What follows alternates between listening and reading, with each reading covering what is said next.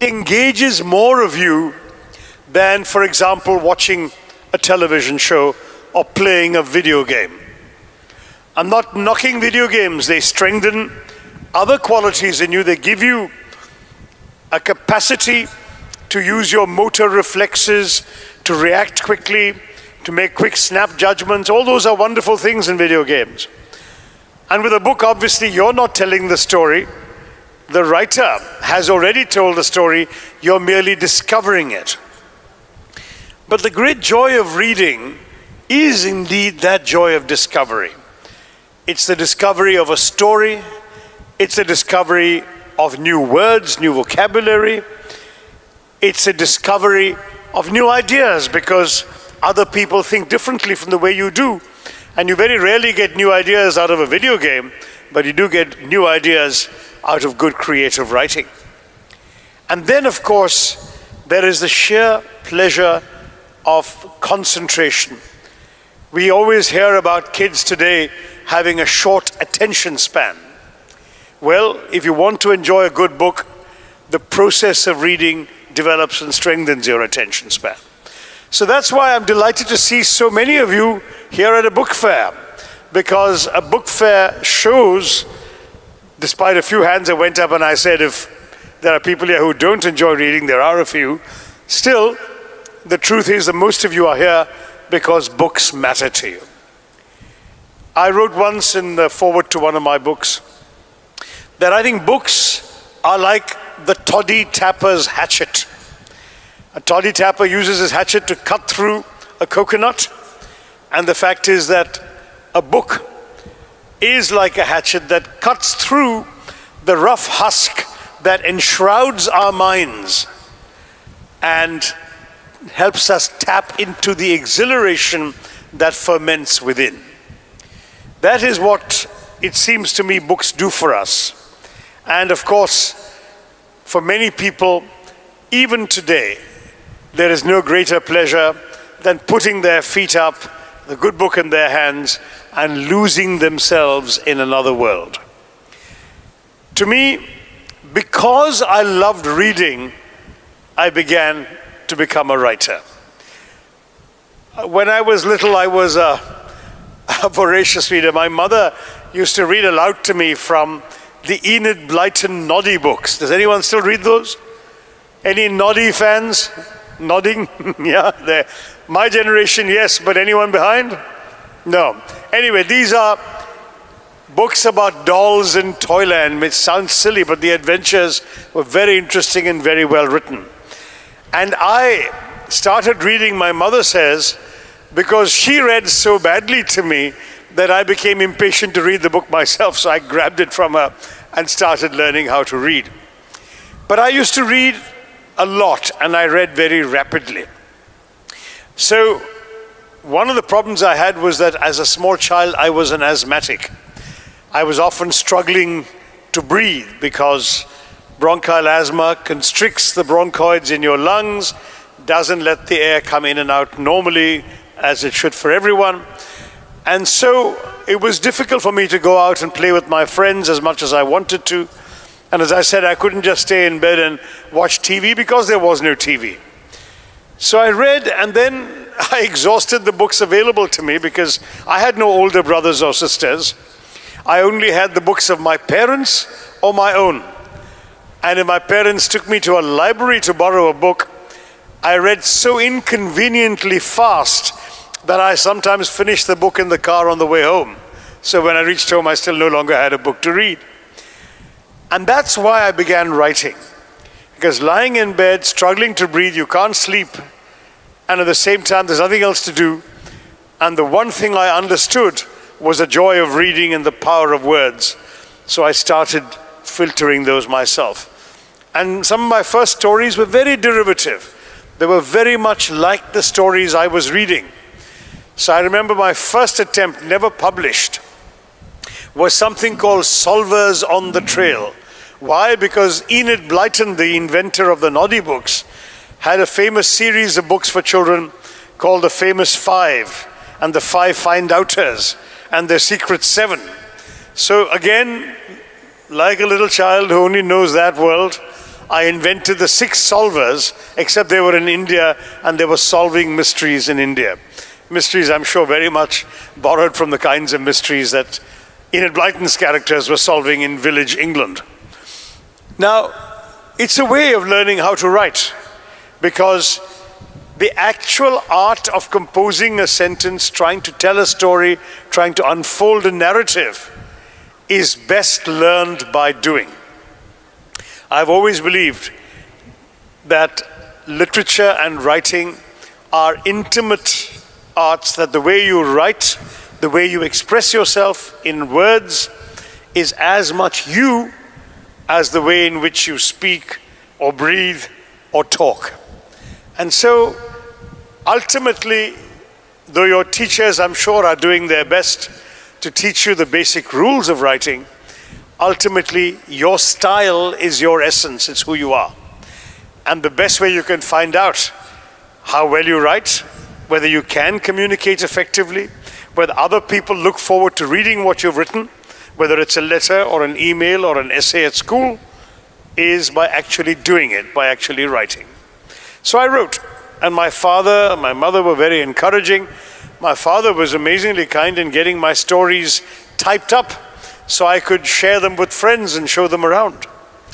And what happened after that? When my friends started reading the stories and saying, God, that was exciting, or this should have been done that way, or whatever, I began to believe in myself as a writer. When I was just 10 years old, one of my first short stories was published. And after that, there was no looking back. I can tell you, seeing your name in print as the author of an article the first time, or a story, is the equivalent of that first bar of chocolate or whatever that you may feel addicted to, because you really want to keep doing it. That first ice cream cone, the first time you see your name in print, I kept wanting to keep writing. And I kept writing throughout my school and college days. I'd come home, finish my homework, and write articles or stories for publication. In fact, a lot of my teenage stories written when I was a teenager, but not necessarily about teenagers, have been published in a collection called the $5 Smile and Other Stories, which is a collection of stories that were written, all of them, before I even turned 20. So the stories reflect a writer learning his craft. And I would urge you all to try, those of you who raised your hands when I said anybody wants to be a writer, the best way you can be a writer is to write. But in my view, the only way you can be a good writer is if you're also a good reader. Unless you read, and read widely, you will not have a good sense of what can be done with the written word, what others have done, how others have weaved their thoughts and their imagination into words for you. If you can see that and learn from them, then you are in the best possible place yourself. I didn't want to give you a long lecture because I agreed with the organizers that today my real job was to get you to interact with me by asking questions or making comments from what you've known about me and what they've said and shown you.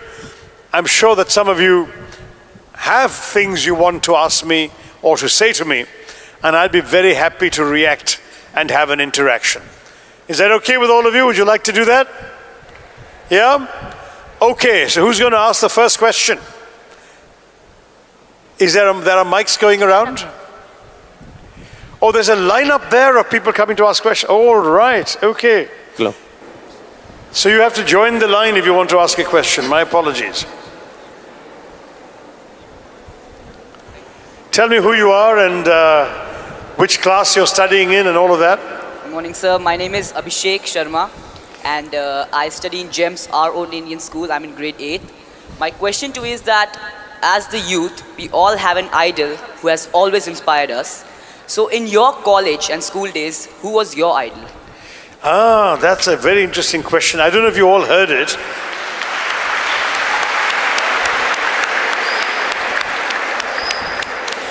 He asked in my school and college days who was my idol.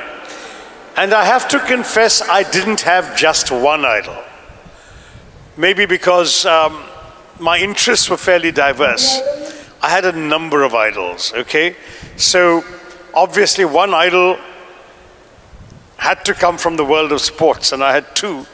In cricket, there was this player called Sunil Gavaskar, who as a young, well, I can't call him a boy, but as a young man of barely 21, he went to the West Indies, which then was the most fearsome test-playing country, with fast bowlers who would, just a few years earlier, had even broken the head of the Indian captain, Nari Contractor, and he had to go through life with a steel plate in his head because his skull was so badly cracked by a West Indies player's bouncer.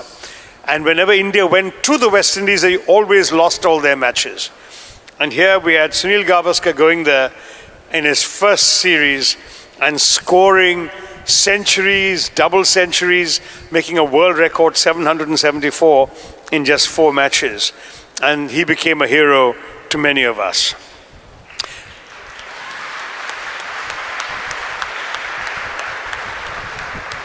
And then in tennis, there was a player called Vijay Amritraj. And Vijay was a player who, as a teenager, used to thrash everybody through a very bold and attractive style of play. In his heyday, he beat every great player in the world. I'm sorry to say, we've never had a singles player since him who could actually, you could assume he had a chance against the world number 1 or the world number 2. Amritraj beat the world number 1, beat the world number 2, but then he would go and lose in the quarterfinals or the semifinals to the world number 30. That was the problem. He didn't often get to the victories that otherwise he had the talent to get. But he was a terrific, terrific player, and he was my other sporting icon. And then when it comes to political leadership, my icon was and remains India's first Prime Minister, Jawaharlal Nehru.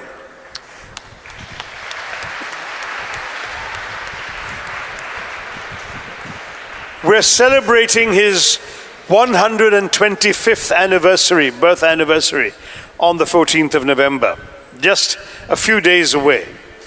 And the thing about Nehru is not that I agreed with everything he stood for.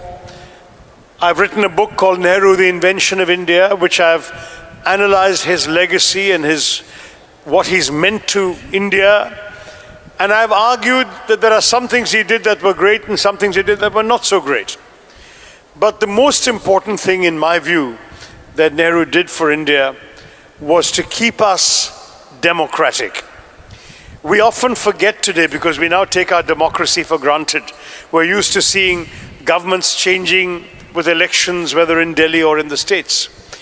But what Nehruji did was to ensure that at a time when many other newly independent countries which had been colonies often veered into dictatorship because the leader said that that was the only way they could keep their country together and to direct development in the country, Nehru was such a convinced democrat that he insisted on respecting all the democratic conventions. So, for example, Nehru would, at one point before independence, he authored an anonymous attack on himself, saying we shouldn't let Nehru get too many ambitious ideas, we want no Caesars. And later, Nehru, when he became Prime Minister, made sure that he paid respect to the President, the Vice President, the judiciary, the opposition. The opposition was very small in those days. But he would go, he would sit in Parliament, he would listen to their criticisms and attacks, he would respond. He felt that by showing respect for the institutions of democracy, that he would encourage Indians to believe in the institutions and not just in individuals. For example, when he once lost his temper and made an unkind remark about a judge at a press conference, he wrote an abject letter of apology to that judge, and then he wrote another letter to the Chief Justice of India apologizing for having insulted the judiciary. Now, this is the Prime Minister of India, the most powerful man in the country. Nobody to challenge him. But why did he do that? Again, to make the point, we must respect the institution of the judiciary. And this is how, to my mind, we should all be. Young Akshay talks about icons and idols. You can have people that you respect, but please remember that ultimately it is not the individual, but the institution that you must respect. You may like a prime minister, but respect the office of the prime minister. You may like a movie star, respect his acting abilities, realizing you know nothing about his personal life. The institution, the function, the role, when we learn to respect those things, we become true democrats ourselves, and that's one of the things that Nehru taught us. Good morning, sir. My name is Karanveer Singh and I'm from the DPS Sharjah. What's your first name again? Karanveer. Garveer. Karanveer. Karanveer, okay, good. My question to you is, what gave you the inspiration to combine Indian culture and politics in the Great Indian Novel? Okay.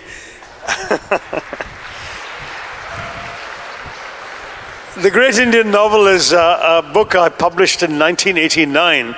So in fact, Penguin India has just brought out the Silver Jubilee edition, the 25th anniversary edition of this book, which means that people are still reading it. And I'm delighted that a new generation of readers is appreciating what I've tried to do.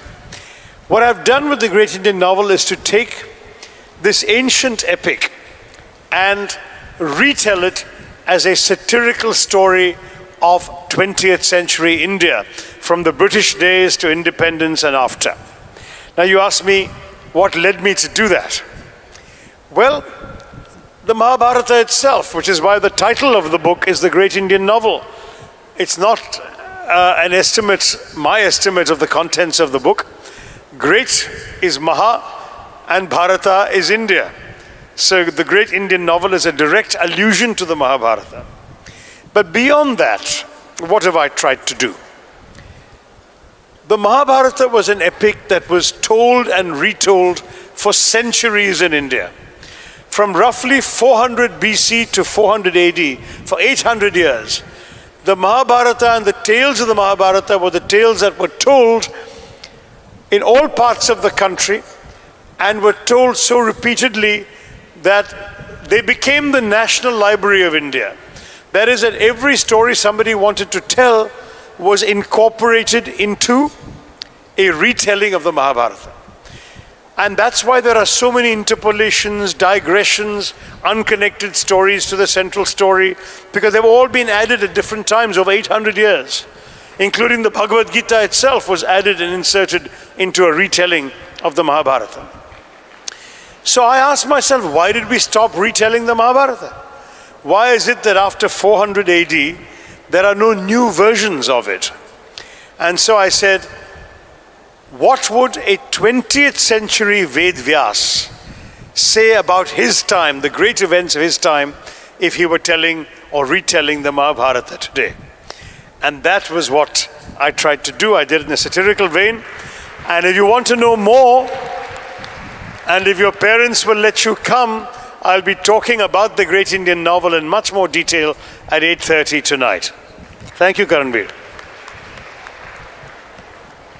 Good morning, sir. I'm Annie. I'm doing my final year degree from City College. Tell me your name again. Annie. It's Annie. Yeah. I'm doing my final year degree from City College International, Ajman.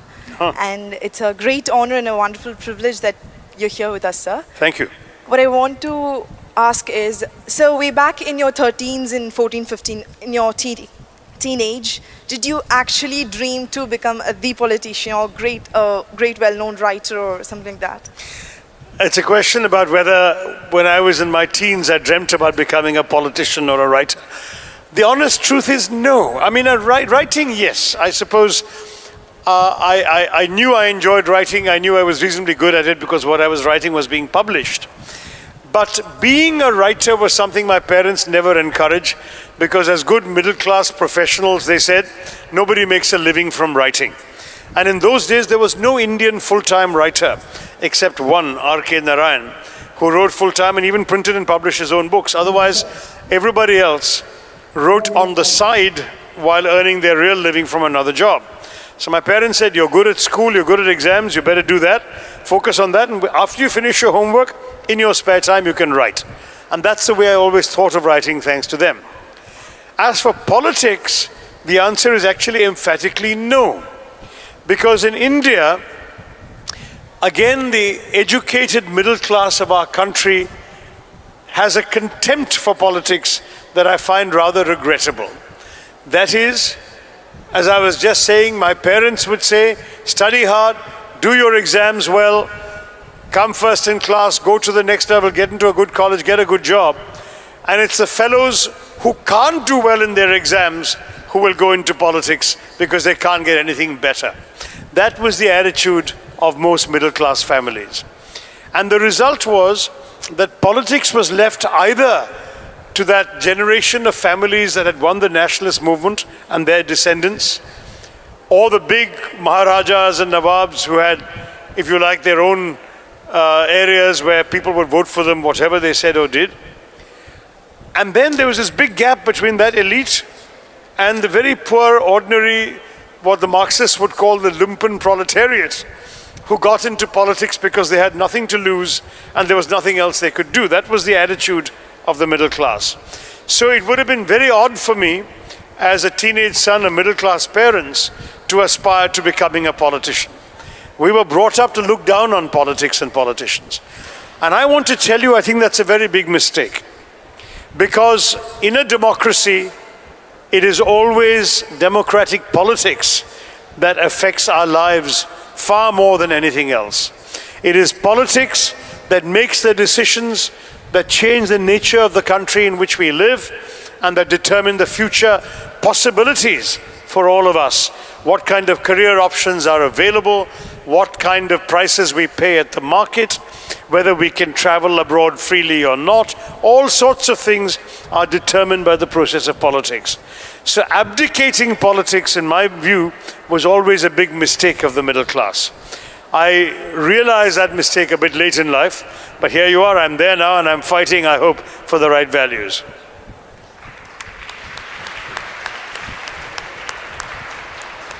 Good morning, sir. My name is Abel. And Abel, yeah. I'm from our own English High School, Sharjah, Boys Branch. And the question I have for you today is, during your time as an advisor in the UN for Kofi Annan, sir, what was your thought about India's relationship with other countries like Pakistan because of the recent conflicts and the problems happening? Well, I always had my personal views, but working at the United Nations, as a matter of principle, I was not involved in advising Kofi Annan on matters that had to deal immediately with India's interests. So when the India-Pakistan issue came up, if I said anything to him privately, which I did, it was private. Officially, in the UN, it would not have been considered appropriate for an Indian or a Pakistani to be dealing with India or Pakistan with the UN Secretary General. And that became a matter of some sensitivity because Kofi Annan had a very senior Pakistani as the chef de cabinet and me, a senior Indian, as his sort of right hand or one of his right fingers anyway. And that became, therefore, an issue where we were looked at with suspicion by the other countries' nationals. And we shouldn't have been, because certainly for me, I was a lifelong international civil servant. I joined the United Nations at 22, and one of the things I liked about the United Nations was the fact that you would sit around a table with people of a dozen different countries, and you'd forget which countries they're from, because your own nationality is completely subordinate to your role in the organization. So you won't say, here's a meeting with a Tunisian, a Ghanaian, a French woman, an American, an Indian, whatever. You'll think, oh, that's that smart guy from that peacekeeping operation, and there's that brilliant techie, and that woman is such a fabulous speaker. I mean, those are the qualities that came to the fore. And all of us worked for a common cause that basically had nothing to do with our countries. That, to my mind, was a big issue. So when I was working with Kofi Annan, I did not say or do very much about India's direct relationships with key countries. But as you may know, after I came back to India, I was freed of that restraint.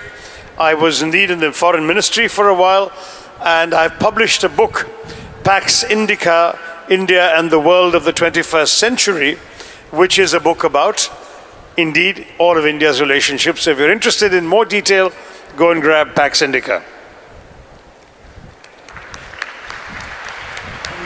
Very good morning to you, sir. My name is Shiva Prasad, and I'm coming from the Gulf Asian English School, Sharjah. So I would like Shiva to... Prasad, eh? Yes. So we all know that time is of the essence. And despite being the most sought after politician on Twitter and then managing politics side by side, where do you find time to write such bestsellers? Thank you. Well, I haven't been writing as much as I would like because there's so many distractions.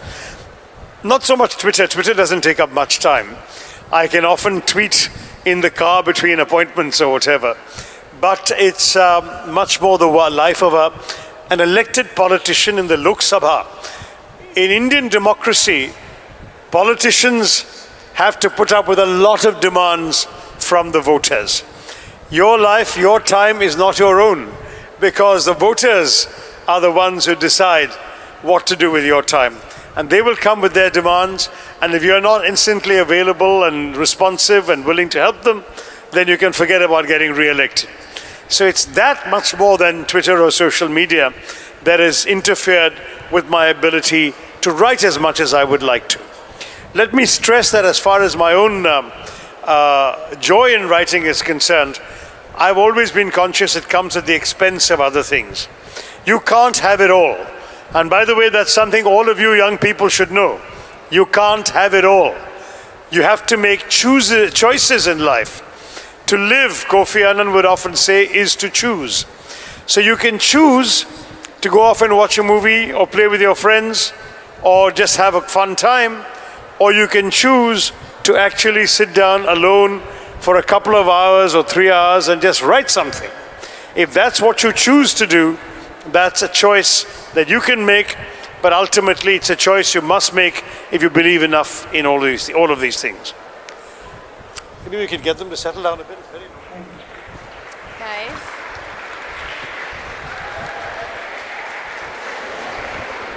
Good morning. Guys, can we settle down a little bit? Too much distraction. Thank you. Good morning, sir. My name is Alban Abraham. I study in grade 11. I am from International Indian School, Ajman. So from strong supporters here. So from UN Secretary, UN representative to a MP in the district of Trivandrum, Kerala. So as internationalist to a state level politician, so you have faced many of hurdles to become what you're currently now. So my question to you is that, when we think of current politicians, they all like to get from national to international, like more and more. What made you think differently to come from international to a state level? That's an interesting question. It's never been quite asked in the same way. Well, on the international side, all I can say is that I went abroad as a young man to study. I was always interested in world affairs. I was very much interested, obviously, in India's place in the world, but also in the overall direction of the way the world was going. And I was, I would say, very fortunate, very privileged to have an opportunity to work at the United Nations at a very interesting time that began with all the great humanitarian crises of the 1970s, from the Vietnamese boat people crisis that I was personally involved in handling, right up to refugee crises in every part of the world. And then to be involved in peacekeeping at the end of the Cold War, which was an extraordinarily exciting and at the same time challenging experience. And having done all of that, I had the great opportunity of running for the top post in the organization. I came a close second, but as Groucho Marx would say, no cigar. The second was the end of that. And thereafter I felt I should not remain. Now, I could have stayed international, not in the UN per se, but writing, speaking, lecturing. I used to command a pretty decent lecturing fee from organizations and companies around the world. But that would not have satisfied me enough, because I had never been motivated by making a living or having money in the bank. For me, what motivated me was having meaning in my life, was doing something meaningful every day. And so the opportunity to do something meaningful in my own country with my own people was, to my mind, a far greater satisfaction, even if it meant some financial sacrifice or some loss of comforts. There is no question in my mind that morally and in terms of my own sense of my place on this earth, my purpose for being on this planet, that I'm far more useful and far more satisfied in this form of public life. I'm not saying I'm entirely happy. I've had a lot of challenges, a lot of problems, a lot of difficulties, and I have generated a lot of resentment amongst people who say that I have come into this world that is theirs, and I've encroached on their space, and that has been a problem. But nonetheless, each day is a challenge, but it's my challenge, it's a challenge in my country, and that's what keeps me going. Thank you.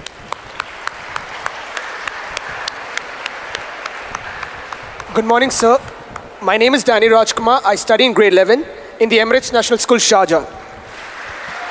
Sir, in your book, India from... We've got cheering section from the Emirates National School, Sharjah.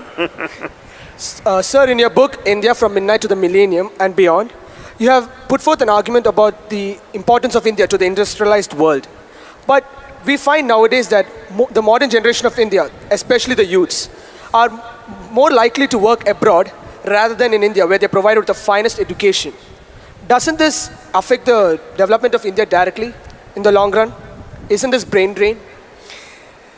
That Indians, you feel, prefer to work abroad rather than work in India. Is that what you're saying?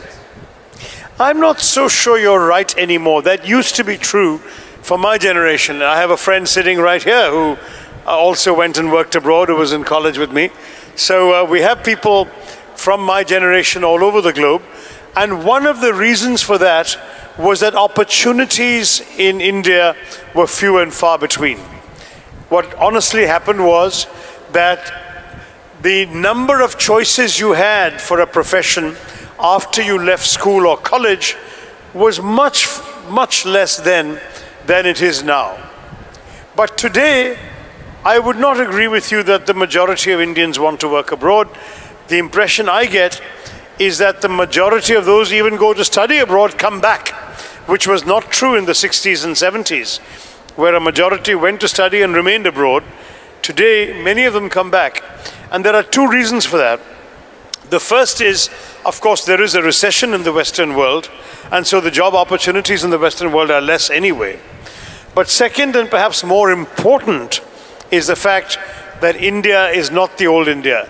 There are tremendous opportunities, tremendous ways in which you can find fulfilling, modern, professional experiences in India. And that's why I think that people are coming back. I don't worry too much about the brain drain, because even those who went, whose brains were drained out of India, they have continued to support India, invest in India, start businesses in India, be political supporters for Indian causes in their new residences. So I think either way India has gained. Whether they've come back or not come back, India has been the gainer. Thank you. Good morning, sir. I'm Gracie Udip from New Indian Model School, Sharjah. And my question to you is, India and Indians... Finally, we have a girl. Good. India and Indians in all its forms and shapes are almost the characters in your books. Yes. And you are a major portion of your life, you have stayed abroad. So how then could you relate India in such a passionate way? And now, how do you feel being a tree in the woods? Well, I would argue that a writer doesn't actually have to be in a particular place to write. A writer really inhabits his head and the page, or the computer screen if he writes on a computer. And ultimately, geography is merely an address.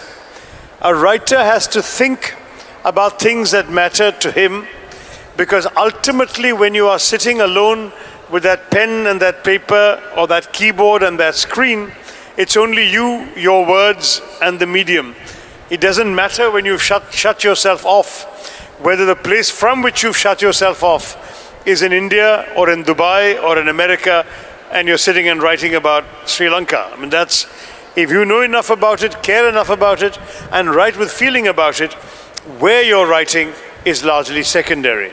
So you can have novelists, for example, writing about things they know and care about, but in a setting like a university campus or a writer's workshop that may be far removed from the actual place they're writing about.